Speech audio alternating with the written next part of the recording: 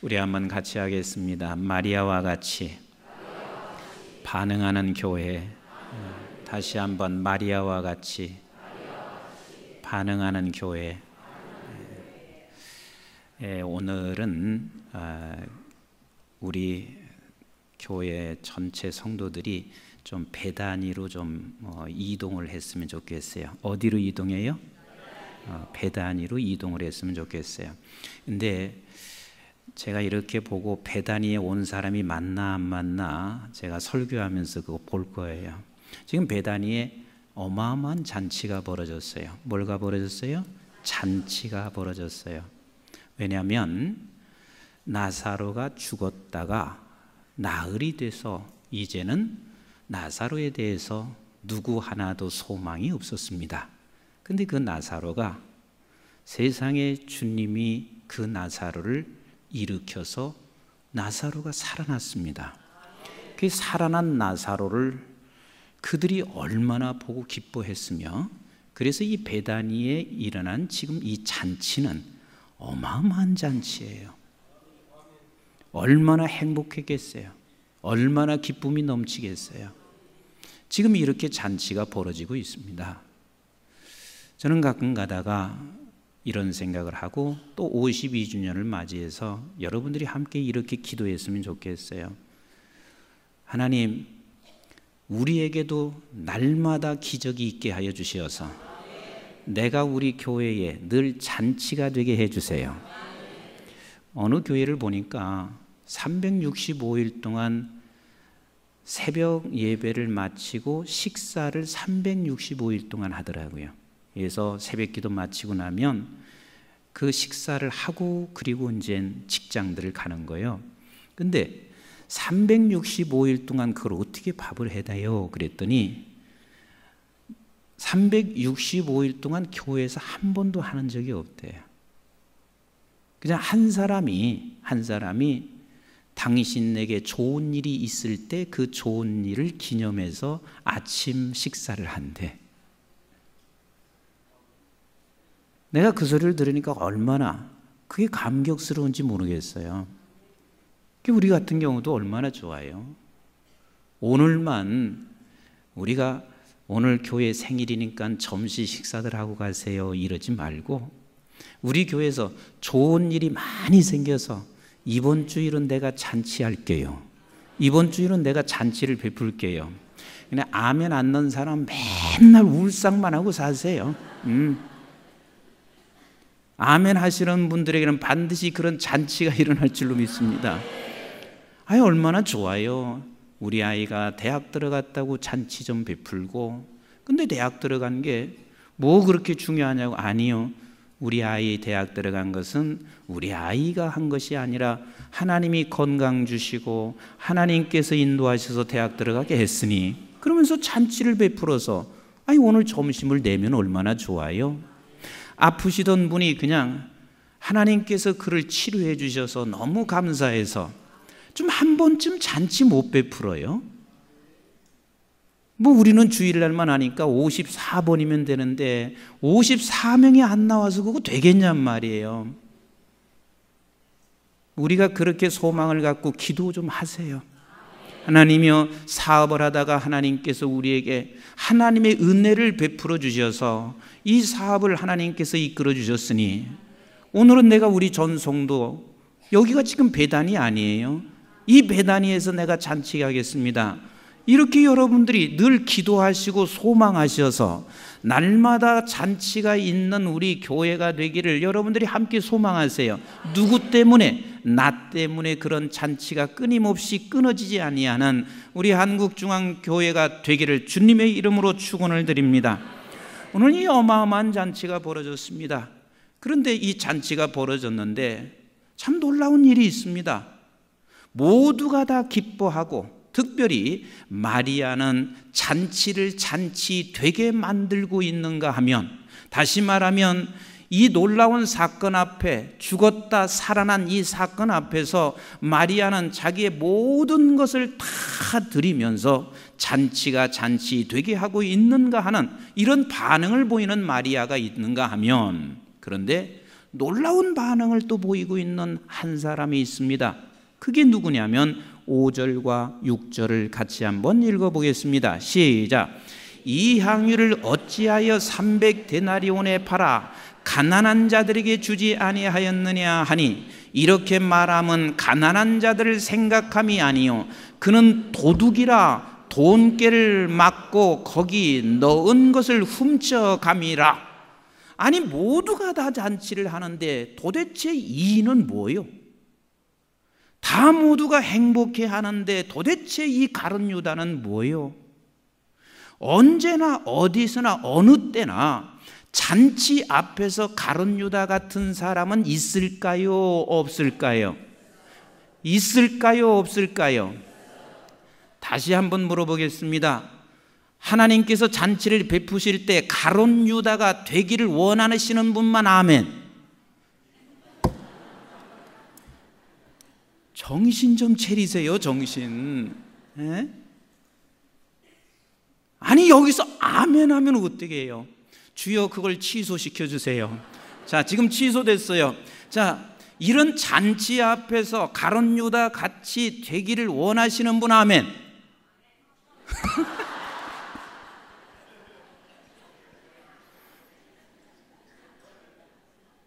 내가 다시, 하나님 취소시켜 주세요. 하나님께서 우리에게 잔치를 베풀어 주시는데 이런 잔치 앞에서 가룟 유다가 같이 되기를 원하시는 분 아멘.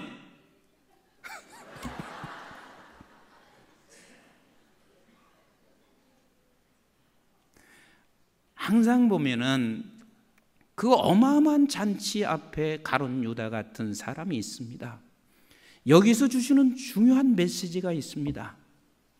제가 지난주에도 말씀을 드렸지만 우리가 죽었다 살아난다고 해도 예수를 다 믿을 것 같지만 믿을 것 같아요? 안 믿을 것 같아요?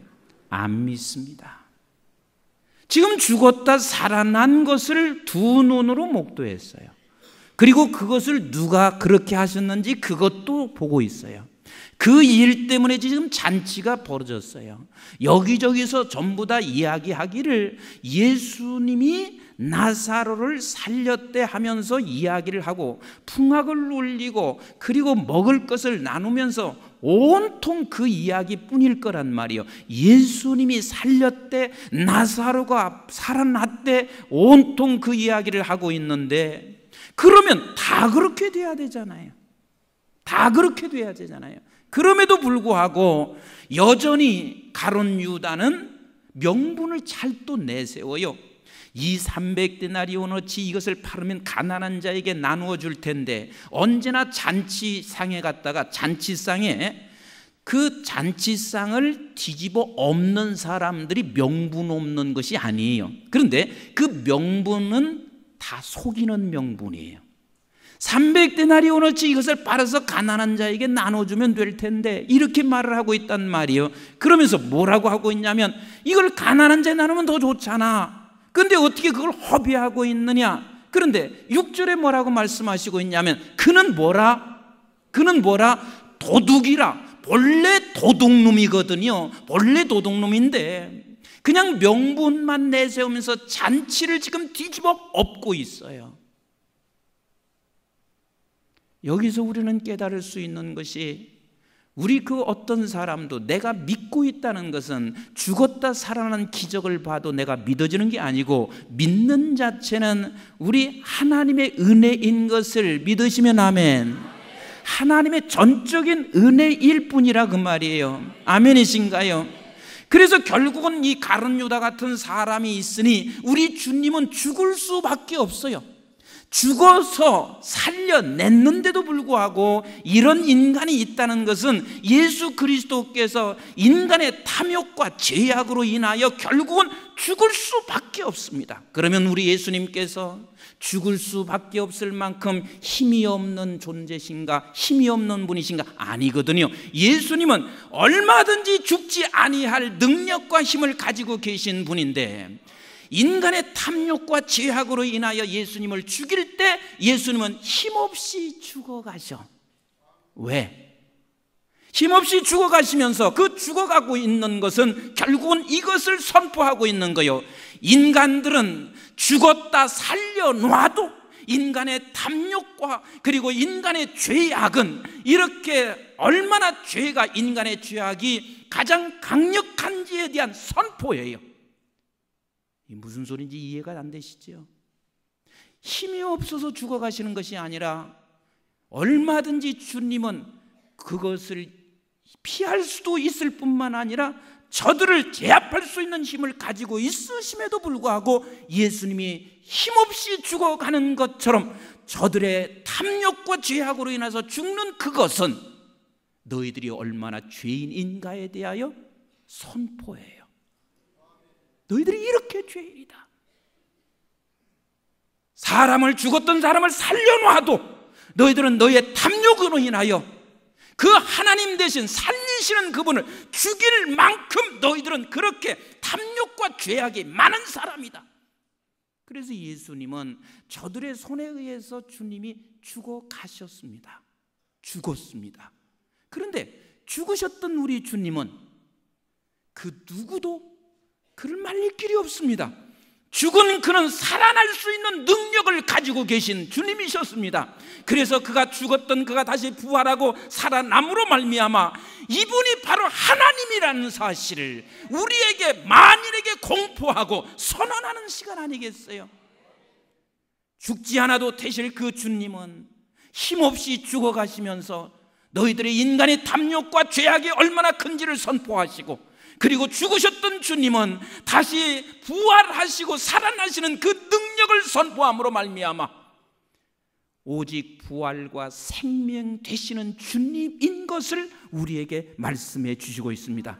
주님만이 부활이요 주님만이 생명이라는 사실을 우리에게 말씀하시고 있다 그 말입니다. 그래서 우리는 이것을 알고 깨달은 사람들의 입에서는 이 고백밖에 할 수가 없어요. 사도행전 4장 11절 12절밖에 우리가 할 고백이 없어요. 우리 한번 같이 읽겠습니다. 시작.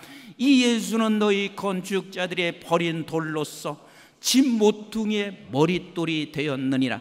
다른 이로서는 구원을 받을 수 없나니 천하 사람 중에 구원을 받을 만한 다른 이름을 우리에게 주신 일이 없느니라 하였더라. 맞아요. 다른 이름으로 구원을 주신 적이 없단 말이에요. 아멘이신가요? 저와 여러분들은 나사로가 부활한 것처럼 생명을 살아난 것처럼 우리 주님에 의해서 내가 부활됐다는 사실, 내가 생명을 얻었다는 사실을 믿으시면 아멘, 믿으시면 아멘. 그러면 우리는 나사로의 잔치집이 나사로 베다니의 잔치집이 아니라 우리의 잔치집인 것이고, 그런 자들이 모여있는 우리 한국중앙교회는 모일 때마다 뭐가 돼야 돼요? 모일 때마다 뭐가 돼야 돼요? 잔치해야지요. 잔치해야지요. 그래서 우리는 이렇게 잔치하면서 우리는 이렇게 서로 고백할 수밖에 없습니다. 우리 한번 갈라디아서 1장 6절부터 10절을 같이 한번 읽어볼까요? 시작. 그리스도의 은혜로 너희를 부르신 이를 이같이 속히 떠나 다른 복음을 따르는 것을 내가 이상하게 여기노라. 다른 복음은 없나니 다만 어떤 사람들이 너희를 교란하여 그리스도의 복음을 변하게 하려 함이라. 그러나 우리나 혹은 하늘로부터 온 천사라도 우리가 너에게 전한 복음 외에 다른 복음을 전하면 저주를 받을지어다. 우리가 전에 말하였거니와 내가 지금 다시 말하노니 만일 누구든지 너희가 받은 것 외에 다른 복음을 전하면 저주를 받을지어다. 이제 내가 사람에게 좋게 하랴 하나님께 좋게 하랴 사람에게 기쁨을 구하랴 내가 지금까지 사람의 기쁨을 구하였다면 그리스도의 종이 아니니라. 이 복음을 소유하셨나요? 이 복음을 소유하셨나요? 이 베다니에서 나타난 이 사건이 나사로의 사건이 아니라 여러분들의 사건된 이 복음을 소유하셨나요? 그러면 이제는 너는 사람을 기쁘게 하는 것이 아니라 하나님을 기쁘게 하는 것이니라. 이 복음에는 내게 복음이 있을 수 없느니라. 이 복음에는 증거할 수도 없느니라. 이것이 우리의 자랑이에요. 이것이 우리의 기쁨이에요. 이것이 우리의 잔치가 되게 하는 근거란 말이에요. 그래서 마리아가 지금 이 복음 앞에 이렇게 반응을 하고 있는 거예요. 어떻게? 3절 같이 읽어보겠습니다. 본문 3절 시작. 마리아는 지극히 비싼 향유 곧 순전한 나드 한 근을 가져다가 예수의 발에 붓고 자기 머리털로 그의 발을 닦으니 향유 냄새가 집에 가득하더라. 얼마나 기뻤으면, 이 복음이 얼마나 행복했으면, 자기가 그렇게 소중히 여겼던 이 향유를 예수님께 다 붓습니다. 예수님께 다 붓습니다. 그리고 그의 머리털로 예수님의 발을 씻습니다.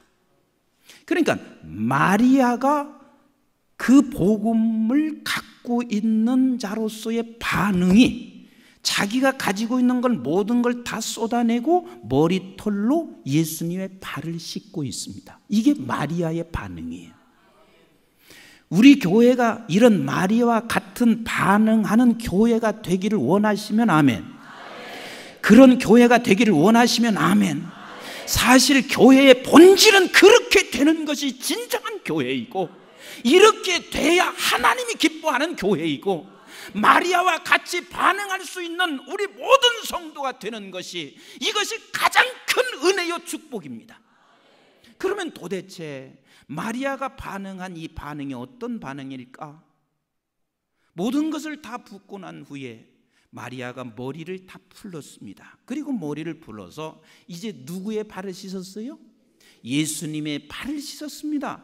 그러면 도대체 이 머리를 풀러서 예수님의 발을 씻었다는 말이 무슨 소리일까? 우리 한번 고린도전서 11장 15절을 한번 같이 읽어보세요.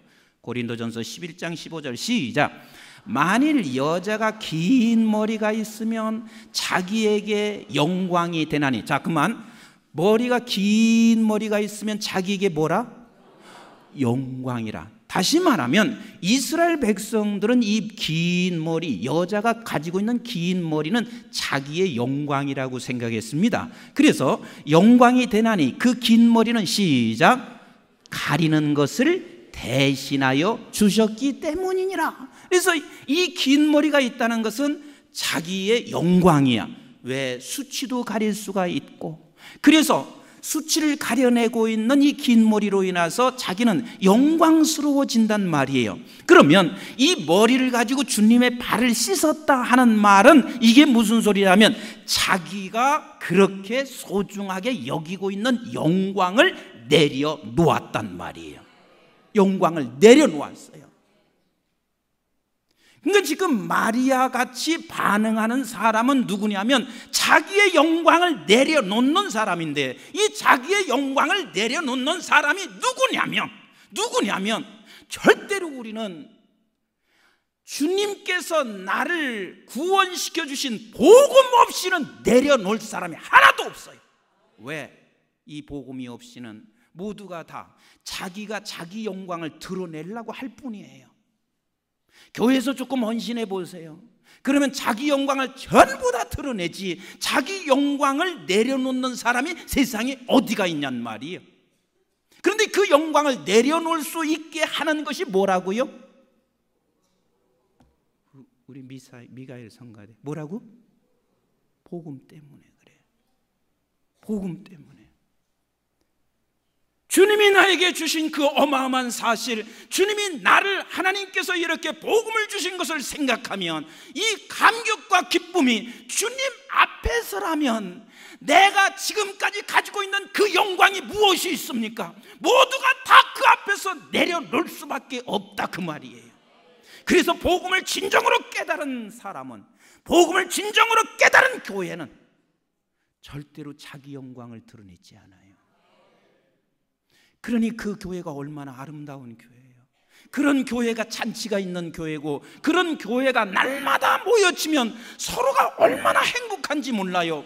그러나 모두가 다 이 복음이 없는 교회는 돈 조금 있는 것을 자기 자랑으로 삼고, 자기가 조금 배운 것을 자기 자랑으로 삼고, 내가 조금 헌신한 것을 자기 자랑으로 삼고, 그런데 마리아는 복음을 알았습니다. 주님을 알았습니다. 주님이 어떤 분인가를 알았습니다. 주님께서는 반드시 죽은 자를 살리시는 그 분이신 것을 알았습니다. 그래서 그분 앞에 자기의 영광을 다 내려놓을 수가 있습니다. 이것이 머리로 발을 씻고 있는 거예요. 우리 교회가 52년 동안 정말 하나님의 은혜였습니다. 그럼 여러분의 은혜예요? 정말 하나님의 은혜였습니다. 정말 하나님께서 우리 교회를 여기까지 인도하여 주셨습니다. 내 영광은 내려놓자고요. 누구 앞에? 주님의 발 앞에 내려놓으십시다. 주님의 발 앞에 내려놓으시고 주님께서 영광 받아 주시옵소서. 주님이 행하셨습니다. 주님이 나를 써 주셨습니다. 오늘 아침에 제가 기도하면서 제가 꼭 오늘이 만 10년 됐어요. 기도하면서 갑자기 그런 생각이 들었어요. 하나님, 10년 동안 우리 하나님께서 나 같은 자를 써주셔서 사고 없게 하시고 환난 없게 하시고 써주신 것이 그렇게 감사했어요. 그래서 내가 이렇게 감사하다 보니까 우리 원로 목사님은 4배를 감사하셔야 되겠더라고. 42년 동안 써주시고 지금도 건강하게 써주시고 있으니까 4배를 감사하셔야 되겠더라고. 우리는 내 영광을 드러내려고 하지 마시고 하나님이 나를 써주신 것, 아버지, 그래서 주님 영광 받아 주시옵소서. 이걸 놓치지 않는 복음의 사람, 복음을 받은 자의 반응이었습니다. 그러면 두 번째는 뭐냐면 이 마리아가 머리로 주님의 발을 씻었습니다. 그러면 머리로 발을 씻는데 암만 마리아가 머리가 길다고 해서 뻣뻣이 서서 씻을 수 있을까요? 암만 길어도 허리 정도까지밖에 더 내려왔겠어요? 그러면 마리아가 주님의 발을 씻을 때는, 따라서 합시다, 무릎을 꿇었다. 무릎을 꿇었다. 마리아는 주님 앞에 무릎을 꿇고 있습니다. 여기서 무릎을 꿇었다 하는 말은 무슨 소리냐면 이거예요. 복음이라는 것은 주인이 바뀌어진 거예요. 같이 합시다. 복음은 주인이 바뀌어진 거. 세상에서 내가 날마다 세상 것에 무릎을 꿇던 내가 이제는 복음을 만난 사람은 주인이 바뀌어졌으니 누구에게 무릎을 꿇는 거요? 하나님 앞에 주님께 무릎을 꿇는 것이 이제 주인이 바뀌어진 삶이란 말이요. 그러면 무릎을 꿇었다는 그 말은 무슨 소리냐면 주님 말씀하옵소서. 주님이 말씀하시면, 주인이 말씀하시면 나는 순종하겠습니다. 이게 무릎을 꿇는 거란 말이에요. 이 주인이 내게 무슨 말씀을 하시든지 나는 무릎을 꿇고 내가 순종하기를 원합니다. 사람이 순종하는 데는 3가지 방법이 있습니다. 하나는 무슨 방법이냐면 어찌할 길이 없어서 순종하는 길이 있습니다. 하나님이 어찌할 길이 없도록 끌고 가셔서 순종하는 경우가 있습니다. 예를 들어서 아브라함 같은 경우에 우리는 가끔 이렇게 말을 하거든요. 아브라함 믿음 이렇게 하면서 아브라함은 믿음이 얼마나 좋았으면 자기가 일평생 살아왔던 본토 친척집을 저렇게 하나님이 떠나라고 하니까 떠날 수 있을까? 여러분, 성경 그 속에 삽입되어 있는 것을 한번 영안의 눈을 떠서 보세요. 아브라함이 그렇게 쉽게 떠났을 것 같아요? 어떻게 할 수 있냐고요? 떠나고 나서 그의 행적을 보면 알 수가 있어요. 믿음이 있었는지 없었는지. 아브라함이 떠날 수 있었던 것은 어쩌면 이랬을 거란 말이에요. 밤에 잠을 자다가 안 떠나려고 하니까 꿈에 무서운 꿈이 꿔져서 네가 만약에 떠나지 아니하면 너희 가족 다 몰살시킬 거야, 이런 꿈을 꿨든지, 아니면 누가 와서 막 무섭게 이야기를 했든지, 그래서 아브라함은 어쩔 수 없이 자기의 본토 친척집을 떠났다는 것입니다. 이게 아브라함의 첫 발걸음이었을 거예요. 야곱도 마찬가지예요. 야곱이 그냥 쉽게 떠난 줄 아십니까? 저기 자기 집에 머물러 있을 수 없는 그 상황이기 때문에 야곱은 어쩔 수 없이 그냥 자기가 이제는 집을 떠나야 하는 상황이었습니다. 우리가 어쩔 수 없이 교회 나오는 사람이 여기 이 자리도 얼마나 많이 있는지 몰라요. 모두가 다 어쩔 수 없이 그렇게 끌려가면서 그 주인 앞에 무릎을 꿇는 사람이 많이 있습니다. 하나님께서 이렇게 말씀하시고 있어요. 사랑하는 내 아들아, 쉬지 말고 기도해라, 이렇게 말씀하고 있을 때 어쩔 수 없이 끌려오는 사람이 있어요. 어떻게? 앞에 진퇴양난이야, 캄캄해. 그래서 어쩔 수 없이 끌려와요. 이렇게 해서 순종하고 이렇게 해서 무릎을 꿇는 사람이 있어요. 그런데 두 번째 사람이 있습니다. 이 사람은 자기 의지가 강해. 자기 의지가 강해. 그래서 가만히 보면 옛날에 살아오셨던 분들은 의지가 무척 강해요. 내 나이까지는 그래. 그리고 제 밑에는 별로 안 그래요. 얼마나 의지가 강한지, 내가 돈을 벌어야 되겠다고 하면은 24시간 일해서 돈을 벌어요. 그리고 내가 이것을 해내야 되겠다고 하면은 반드시 해내. 좋지요. 좋은 거지요. 좋은 것 같기도 한데 말씀하시는 거 보니까 뭔가 또 있는 것 같아요. 자기 의지로 순종하고 무릎 꿇고 따라가는 사람이 있습니다. 그런데 그게 굉장히 무섭습니다. 자기 의지로 순종하고 따라간 사람들이 요 한 가지를 놓치게 되면 그 사람은 반드시 율법주의자와 종교주의자가 됩니다. 그리고 다른 사람을 정죄합니다.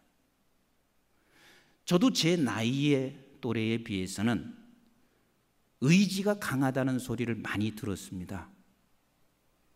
그런데 그렇게 의지가 강하게 내가 무언가 이루어 갈 때마다 제 안에서 얼마나 부글부글 끄는 줄 아세요? 나는 해내는데 너는 왜 못 해냈냐? 그리고 사실 자녀들을 보면서도 어떻게 하는 줄 아세요? 아빠는 했는데 왜 너는 못하냐? 근데 그 말을 안 치요. 약으니까. 그 말을 해봐야 아이들이 오히려 상처만 받는 줄 아니까 안 할 뿐이지, 속으로 얼마나 많이 하는 줄 아세요? 나는 해냈는데 너는 왜 못하냐?